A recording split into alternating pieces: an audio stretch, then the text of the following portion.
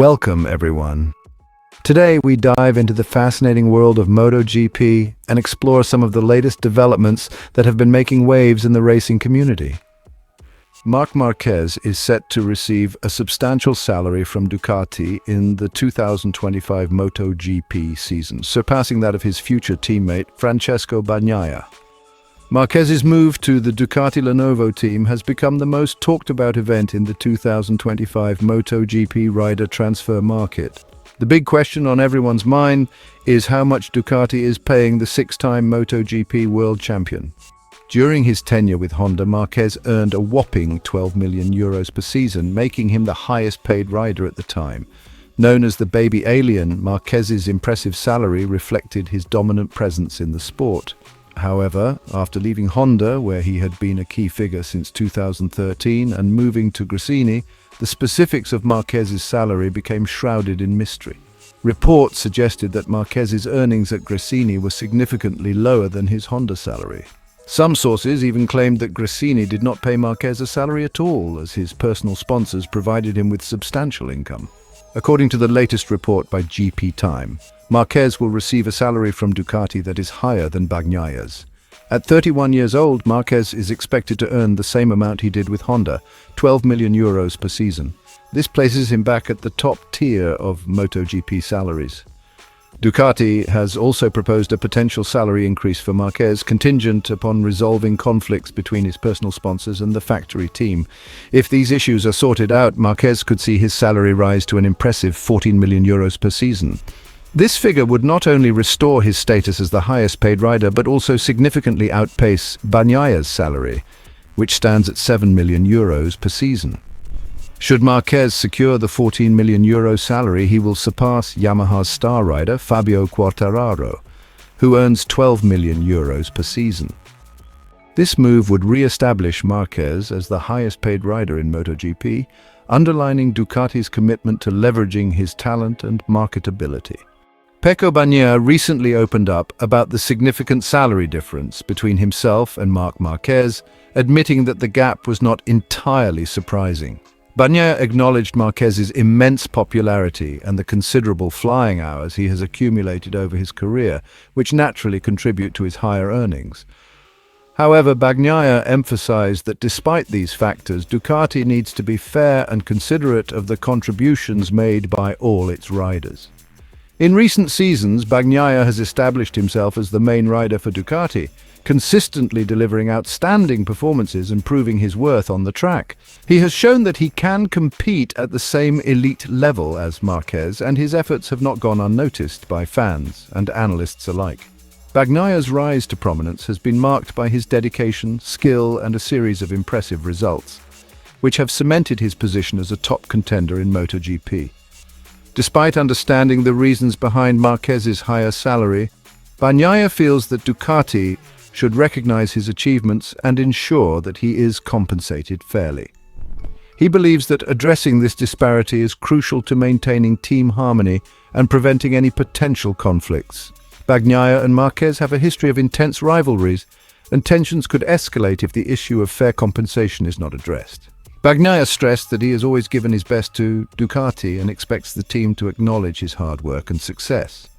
By reassessing the situation and ensuring fair treatment for all riders, Ducati can foster a positive and competitive environment. This approach would not only benefit Bagnaia but also strengthen the overall team dynamics, allowing both riders to focus on their performances without any underlying resentment. In conclusion, Bagnaia's call for fairness highlights the importance of recognizing and rewarding the contributions of all team members. By addressing the salary disparity and valuing each rider's efforts, Ducati can prevent future conflicts and continue to thrive as a cohesive and competitive team in the MotoGP Championship.